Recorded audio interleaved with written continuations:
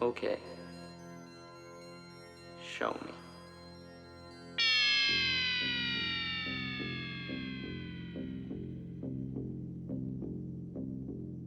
Hi there, welcome back to the DutchRC channel for another video on a gimbal. I did a video about a Banggood gimbal a while back, a 2-axis version, which was around $50.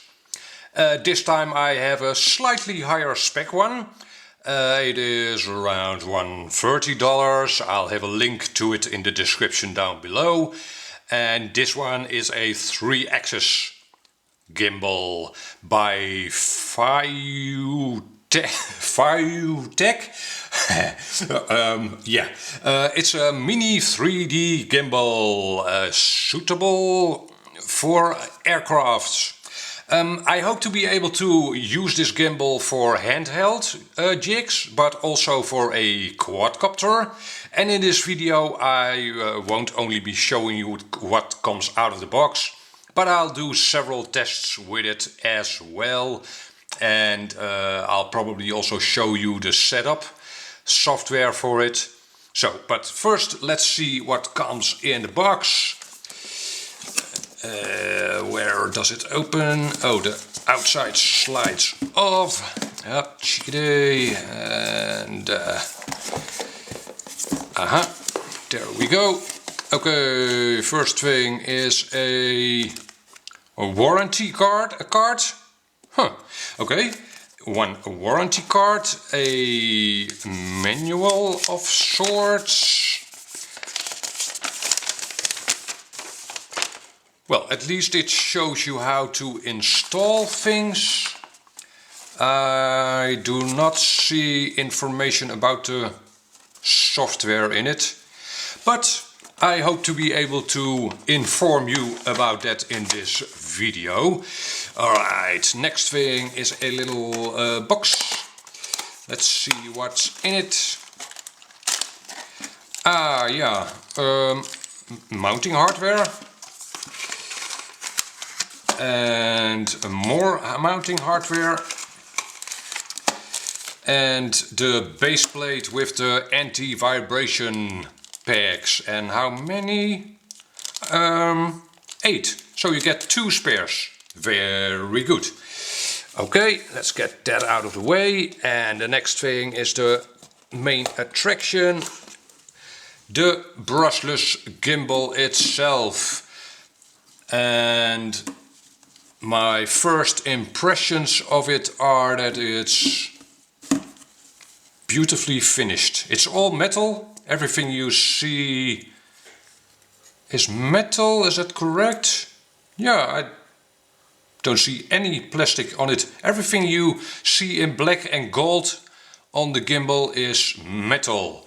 Now, let me quickly take my camera out of the box. There, this is my Denver camera, as you can see. Now the gimbal is made or suited for GoPro cameras, and my camera is slightly bigger. So this space is a little too small. So I could of course order up a GoPro camera. And the second option would be to modify this gimbal, and I will probably do that last thing. I think the GoPros are a bit overpriced, so yeah, I should be able to modify this mount to accommodate my camera. So I will probably be doing that. Okay, let's see what's in the box. After those things, there should be some cabling at least. Yes, there is a very fancy USB cable. Huh. Very nice. Never seen such a luxurious USB cable. And a USB to USB plug. I'm not sure what that's for, but it's probably for the setup. And a little camera to connect up a GoPro to the gimbal, to power your GoPro through the gimbal. And more connection hardware. Yeah, this connector over here, the small white connector, slots into the gimbal over here, like so. And then you are left with 4 inputs.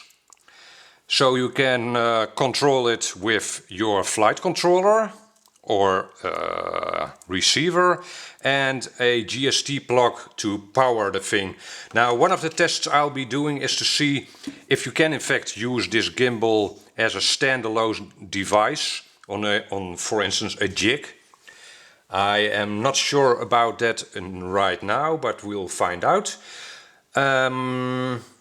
Yeah, next thing I will show you is a test of that. So I will mount this gimbal on a simple handheld device, and I'll mount my camera on the gimbal, and I'll side by side I'll mount a camera on the jig that is not stabilized, so I can show you the difference. Yeah, we'll cut to that. Hold on. Alrighty, and for this first test of the gimbal, as you can see, I've got it mounted to a handheld jig thing.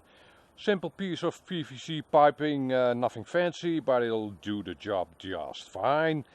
I've got my camera mounted on it, yeah, with a piece of Velcro. Once again, because my camera is a bit bigger than your standard GoPro.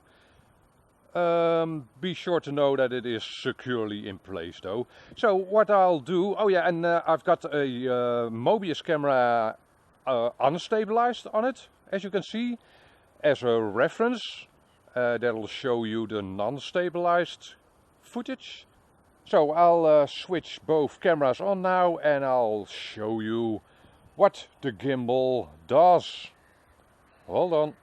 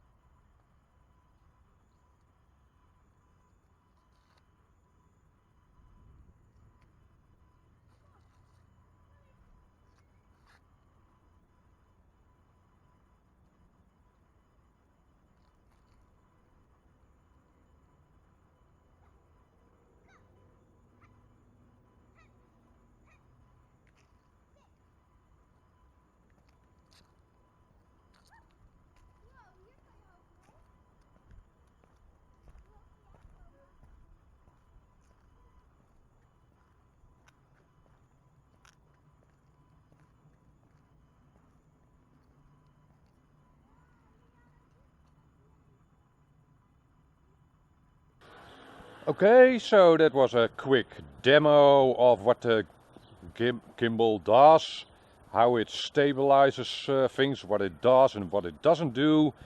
And it's important to state, by the way, that it can be mounted, as I did here, hanging down from something. It can also be mounted facing forward, like this. It can also be mounted upside down. Oops, I shouldn't be doing that, but you can place it on top of a quadcopter if that's more convenient for you. And the next thing I'll do is I'll mount the gimbal onto a quadcopter to show you some aerial footage shot with this gimbal. Hold on. Okay, and so for the aerial test I did, I hooked it up to this quadcopter. It is a Quantum by Hobby King MJX 470. Now I have to add that I still have to do the PID tuning to this quadcopter, but it kind of was a nice worst case test, I guess, of the gimbal. You won't even see much of the vibration or the back and forth movement I had with the quadcopter in real flight. Actually, in this video you can't even really see me fly all that much. I did a lot of banking left and right and yaw movements, but that's hardly visible at all. I think the video footage shot with this gimbal is very smooth. Let's see, yeah, I had about a 4/4 wind as well, so I was constantly fighting the wind, trying to let the quadcopter hover in one place, which was kind of impossible. But once again, a nice worst case scenario test of the gimbal, I think. So, well, obviously I will have onboard footage with this gimbal in the future, which will be more about the footage itself than about the gimbal. But I think this video gave you a good impression about the capabilities of the gimbal. If you have any questions, hit me up a comment down below in the video description, and hope to see you back in another video. Bye bye.